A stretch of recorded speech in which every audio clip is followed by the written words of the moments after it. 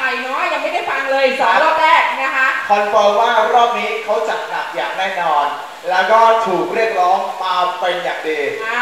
นะคะแน่นอนครับช่วงต่อไปเราก็ขอยกเวทีแห่งนี้อีกครั้งหนึ่งให้กับคุณต้นขุนสุนาเทขอเสียงปรบมือครับ